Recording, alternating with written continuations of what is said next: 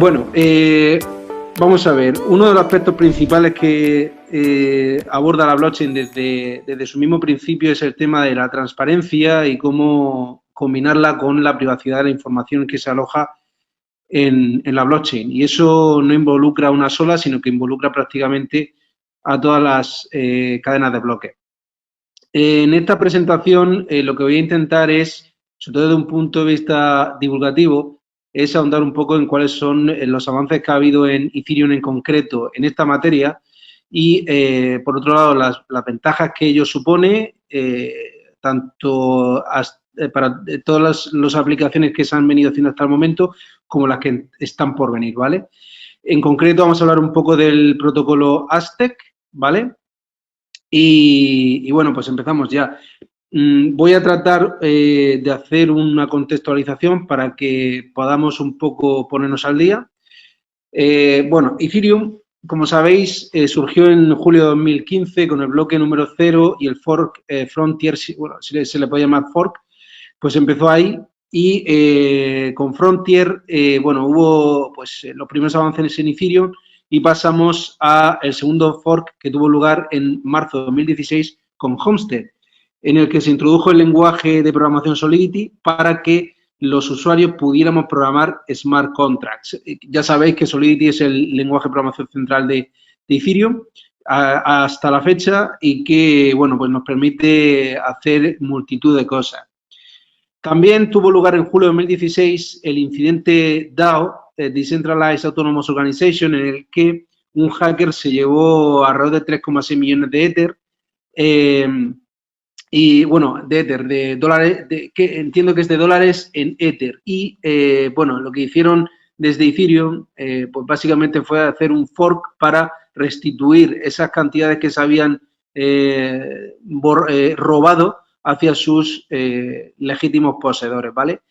Ahí, como sabéis, hubo una cantidad bastante importante de problemática, mucha gente se quejó y bueno, ya sabéis que el fork Classic pues todavía sigue vivo, pero todo lo que ha venido después pues bueno, ha venido originado por Homestead, ¿vale? Luego Byzantium introdujo los ZK Snarks, ahora vamos a ver qué son en concreto y que tienen mucho que ver con el objeto de esta presentación, y la actualización de Smart Contracts. Entre otras cosas, eso nos permite hacer actualizaciones a posteriori de Smart Contracts, ¿vale? Luego, en Constantinopla, bueno, básicamente se hizo una tarea de mantenimiento en la que se optimizaron ciertos procesos de minado, se introdujo mayor seguridad. Y ya por último tenemos Serenity, que se supone que tiene que ser el último fork al que se va a exponer Ethereum y que, pues, entre otras cosas, pues va a permitir migrar desde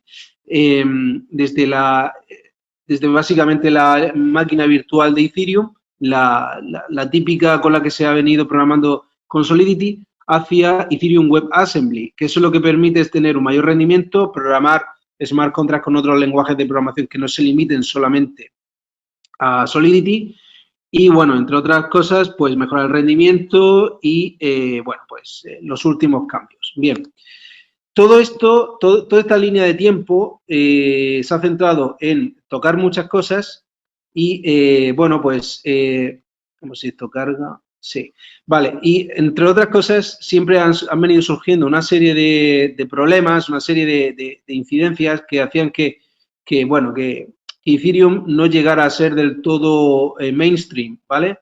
Aquí vamos, para ponernos en contexto, a hablar sucintamente de algunas de ellas. Por ejemplo, aunque lo centramos en privacidad, primero empezamos por seguridad, teniendo en cuenta que las blockchain, en general, sobre todo las blockchain públicas, las que no son permisionadas, tienen el potencial problema del ataque del 51%.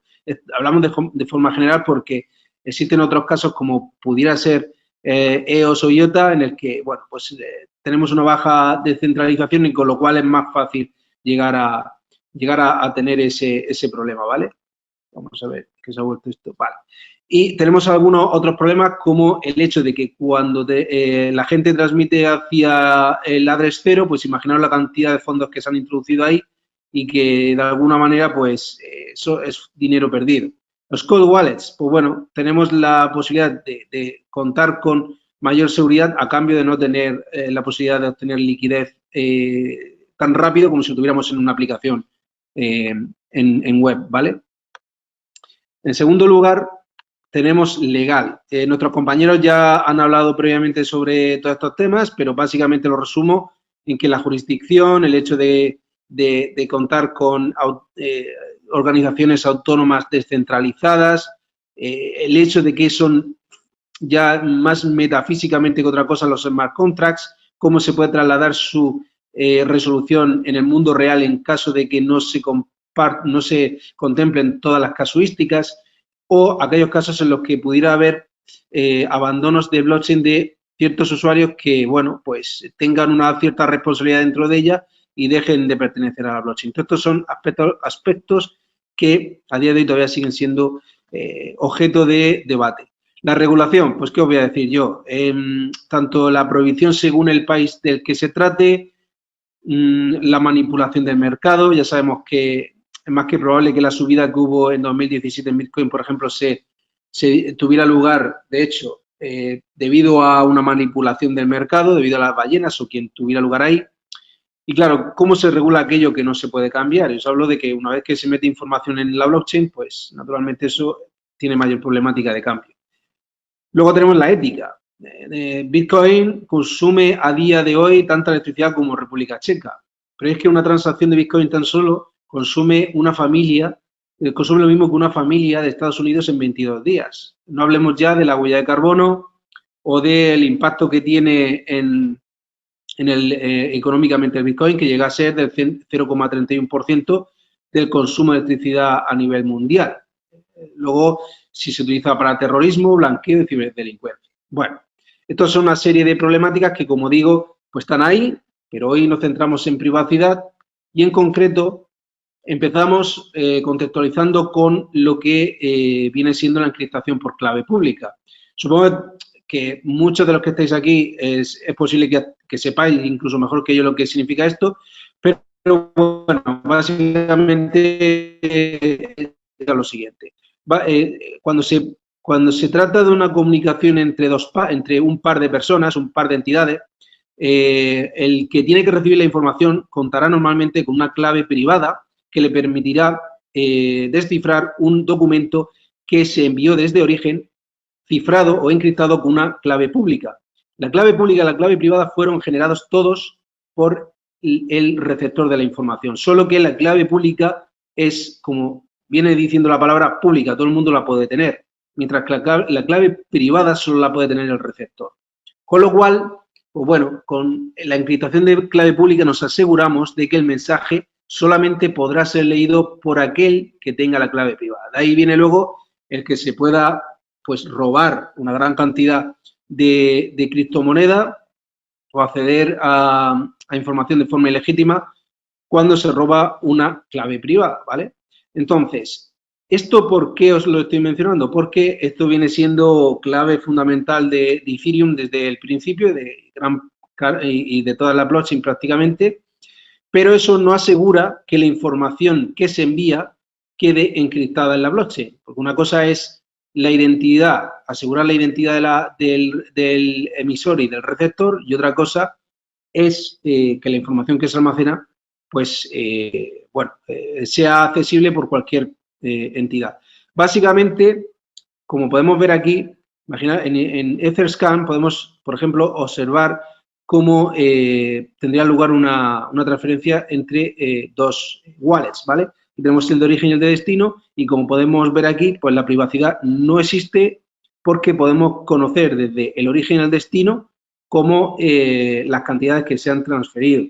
Mucha gente dice que, bueno, tenemos aquí un address que no implica saber de forma directa quién es el emisor o el receptor, pero claramente si se consigue saber, ya la trazabilidad es completa, porque de hecho es tan sencillo como irnos a Etherscan, pinchar en la dirección donde aparece, bueno, todas las transacciones que han tenido lugar y pues básicamente hacer un rastreo de todos los envíos y recepciones que ha hecho ese determinado usuario, ¿vale? Pues claro, esto tiene un impacto bastante potente y muchos sectores del blockchain en general, bueno, pues están de acuerdo en que esta es una de las claves que quizás, bueno, explican el por qué o justifican el por qué no ha tenido un impacto tan mainstream como se esperaba, sobre todo en el sector privado, entre otros sectores, ¿vale? Entonces nos hacemos la siguiente pregunta. ¿Es posible enviar la información preservando la privacidad? Pues no, pero hasta ahora, porque, bueno, pues existe un concepto matemático que es el concepto de las pruebas de conocimiento cero o Zero Knowledge Proof, que es, digamos, su acepción, digamos, en inglés, ¿vale?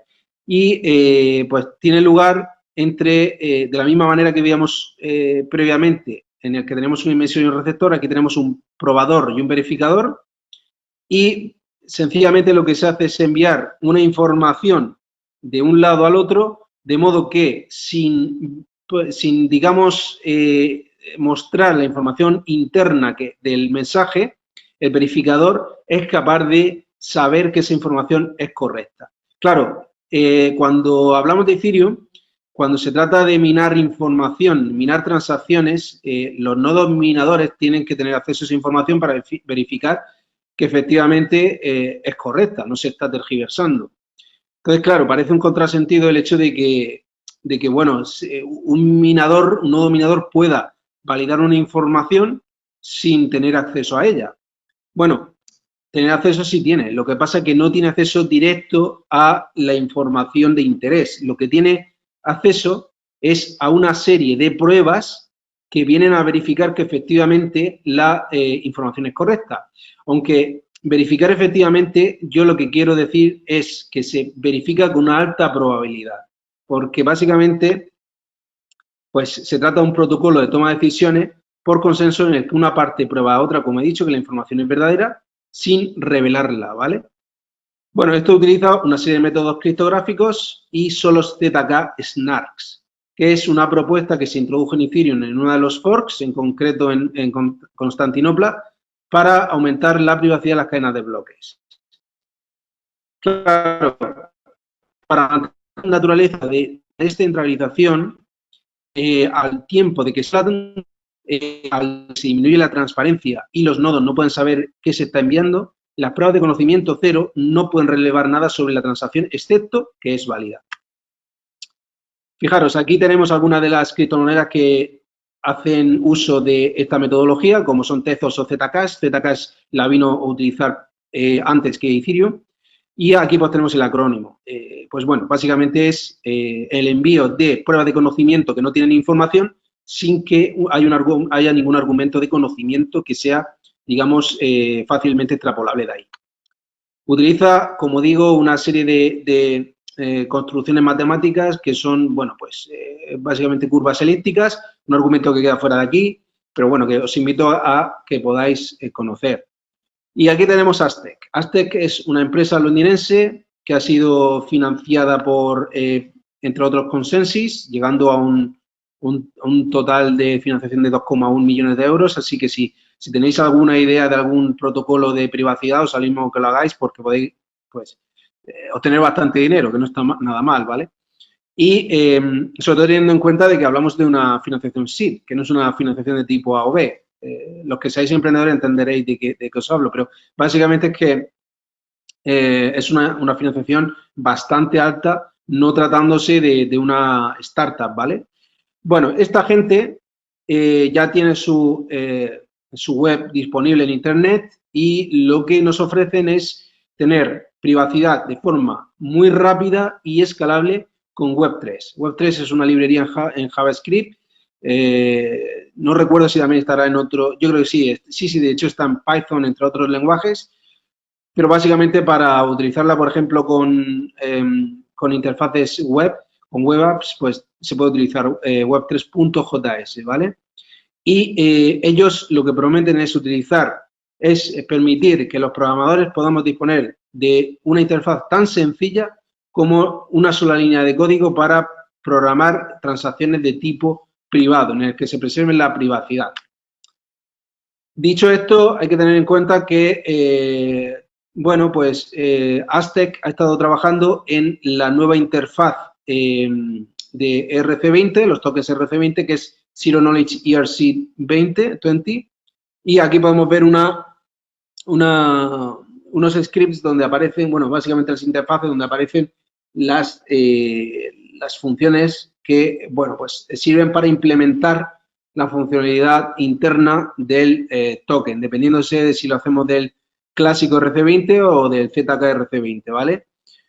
Simplemente que llevarnos de aquí que se utiliza, por ejemplo, el Confidential Transfer, este que veis aquí, para hacer la transferencia de fondos o de información dentro de Ethereum, dependiendo de si se trata de información confidencial o si se trata de información no confidencial. Y fijaros que aquí tenemos el address, que es el origen, perdón, el destino de la transacción y el número de tokens, mientras que aquí simplemente se envía un proof data que es algo que el otro tiene que verificar, ¿vale?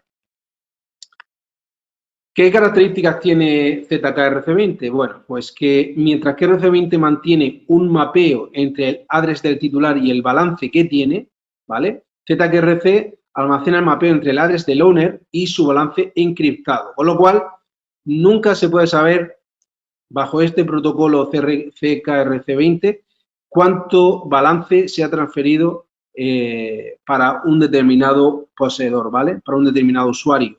Eso sí, tengamos en cuenta que las address, las direcciones, no se encriptan, con lo cual, pues, tenemos ahí pues la mitad del problema resuelto. Vitalik Buterin, de hecho, uno de sus sueños más húmedos, según decía él, pues decía que quería tenerlo todo encriptado, cosa que, bueno, no lo termina de solucionar.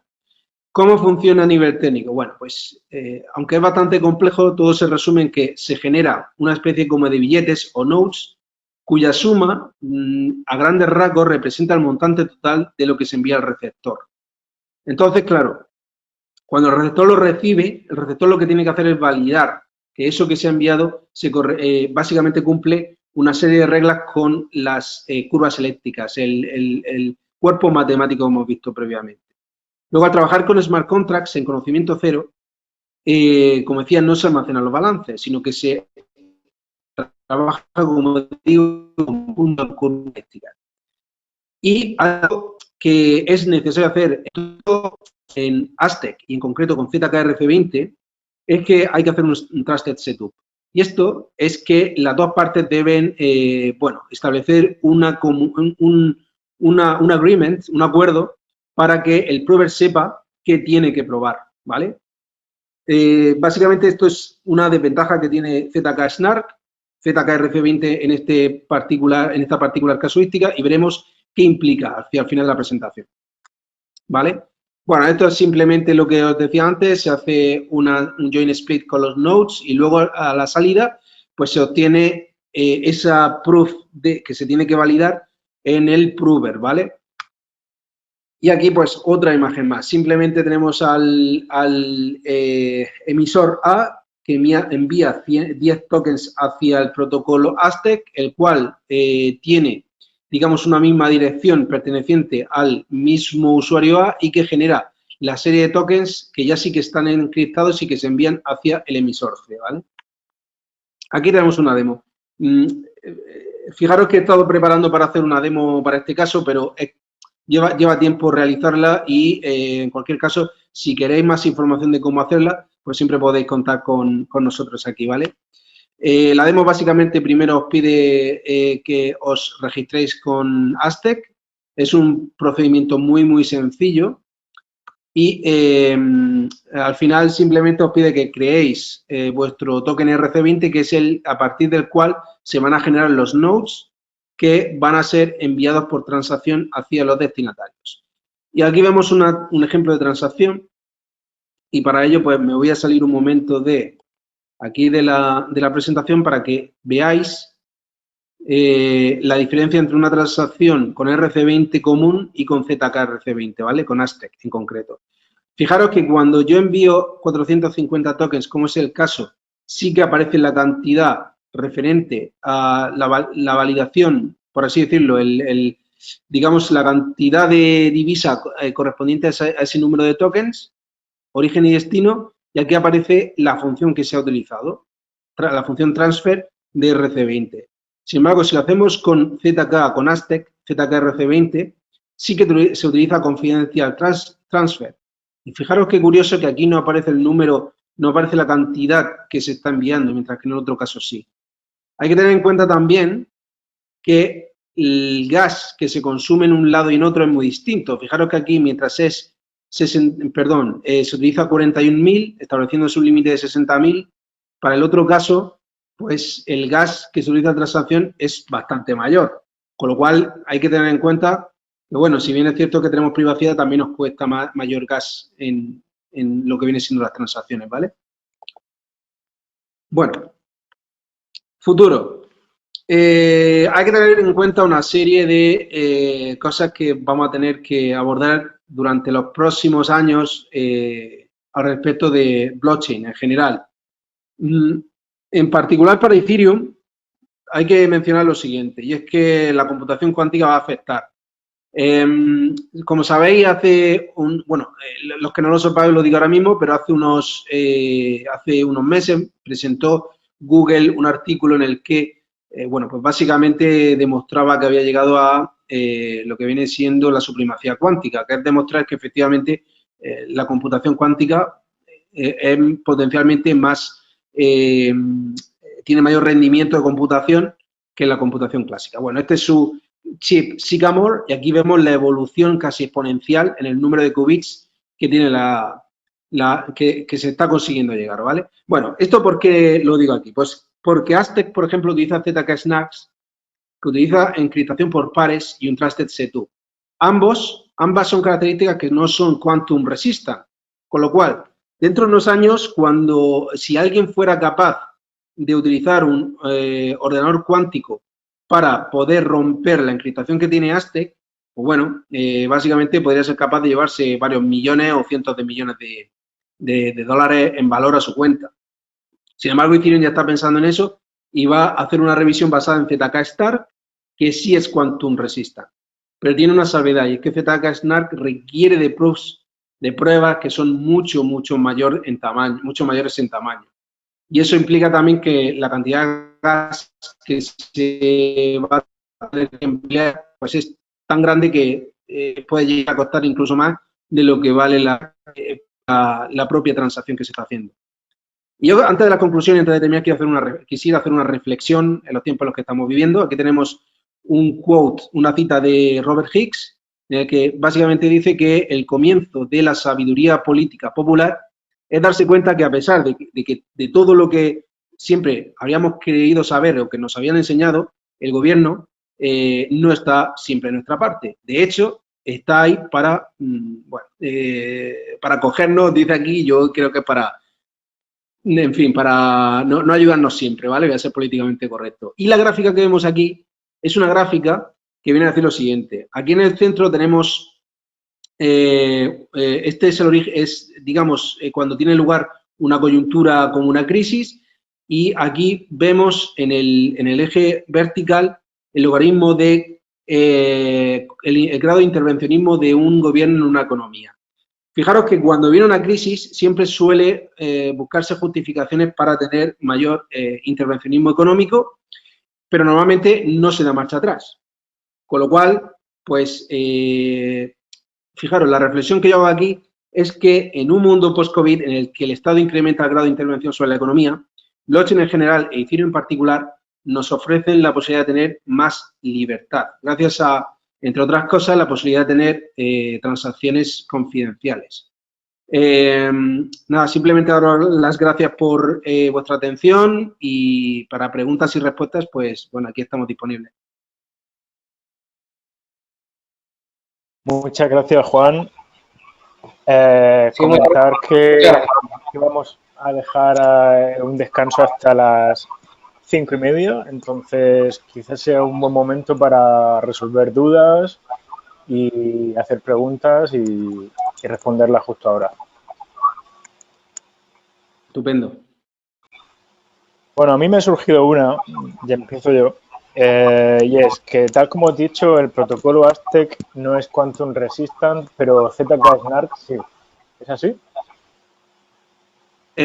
A ver, quizá ahí no me he explicado correctamente. Vamos a ver, Aztec es ZK-SNARK, ¿vale? Okay. Aztec es el nombre comercial de un protocolo que utiliza ZK Snark, ¿vale? Igual he sido yo el que se ha equivocado haciendo la pregunta. Lo que sí es Quantum Resistant, la pregunta es, ¿sí es Quantum Resistant el ZK-RC20? ZK-RC20, en concreto, es el protocolo que ha preparado Ethereum, igual que lo hicieron con RC20. ZK-RC20 es, por así decirlo, la interfaz que se utiliza para las comunicaciones con tokens RC20 bajo la premisa de utilizar Zero Knowledge Proof. Es decir, ZK-Snark es la construcción matemática que intenta, de algún modo, o que, bueno, intenta no, pero lo consigue encriptar la información que se transfiere, ¿vale? Es decir, ZK-RC20 es la cáscara y ZK-Snark es el huevo. Ok, vale, se hace como una capa de interacción con los smart contracts de Ethereum, ¿no? Eso es. De hecho, lo que permite es, mediante una interfaz perfectamente integrable en el fork actual de Ethereum, pues permite que las transacciones puedan tener lugar utilizando pues, bueno, la tecnología y la infraestructura que hay actualmente. Vale, ¿y se ejecutan dentro de la Ethereum Virtual Machine todos los cálculos de ZK-Snark? Porque si gasta más gas, se hace todo dentro de la blockchain seguramente a bajo nivel o como. Efectivamente, sí, se hace muy a bajo nivel. Eso se programa en Solidity y se utilizan, pues bueno, lo que viene siendo las construcciones matemáticas estas de las curvas elípticas, utilizando una serie ¿cómo diría yo?, de equivalencias matemáticas que permiten, bueno, pues básicamente comprobar que efectivamente la prueba que se genera, pues la prueba que se genera en origen, en destino, se valida y con lo cual se acepta la transferencia sin que se sepa qué información se está transfiriendo. Esto, por ponerlo un poco en palabras llanas, es como si, por ejemplo, en puesto de utilizar yo una contraseña para poder acceder a un servidor, imaginemos que un servidor para poder validar mi identidad necesita que yo inserte mi contraseña. Vale, pues si el servidor sabe mi contraseña, naturalmente puede, si alguien llega a saber y la roba, pues, en fin, ya va a poder hacer lo que quiera con toda mi información. Lo que hace la Zero Knowledge Proof es evitar eso. Es decir, en lugar de eso, lo que hace es probar una serie de rangos de información. Por ejemplo, ¿cómo pruebo que yo soy quien digo ser? Pues yo digo, vale, pues mi nombre empieza por J y termina por N. Yo nací entre los años 1980 y 1990. Yo soy del Levante español. Lo que quiero decir con esto es que no se dice exactamente quién soy, porque ese rango lo puede cumplir mucha gente, pero cuando yo digo un suficiente número de rangos, el verificador sabe que soy yo porque entre los dos hemos hecho un trusted setup. Pero alguien de fuera no podría hacerlo nunca. No podría hacerlo nunca porque si bien no ha hecho un trusted setup, tampoco a partir de esos rangos podría saber quién soy yo. Vale, y otra cosa respecto de la Quantum Resistance, si se diera el caso de que la computación cuántica podría atacar ZK-Snarks, ¿también podría atacar el protocolo de Ethereum?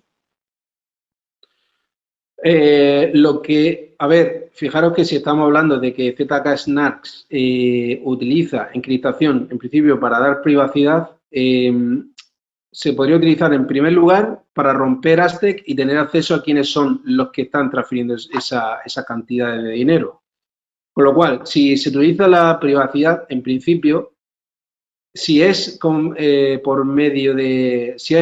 fines financieros, lo más normal es que quien utilice la privacidad, pongo la mano en el fuego que el 90% sería por razones ilícitas, o quizás me equivoque, pero lo más normal es que eso pudiera servir para verificar quiénes son los que están haciendo ese tipo de transferencias ilícitas. Por otro lado, esto no se limita solamente a ZK-Snarks. Se puede limitar a otros tipos de encriptación que pudieran, de algún modo, ser objeto de hackeo por medio de la computación cuántica. Aunque la computación cuántica no es capaz de hacerlo todo, sí que es capaz de hacer aquello que es capaz de forma muy rápida. Entonces, en este caso, ZK-Snark sí que lo hace. Sí, está comprobado que lo podría hacer, pero para otro tipo, por ejemplo, Ethereum, pues dependiendo de cuál sea el protocolo que se utilice de confidencialidad, pues también lo podría hacer. De hecho, claves públicas y claves privadas también podría hacerlo, porque ese es uno de los grandes miedos que tienen los bancos, que pueda utilizarse la computación cuántica para romper las claves de encriptación que se utilizan.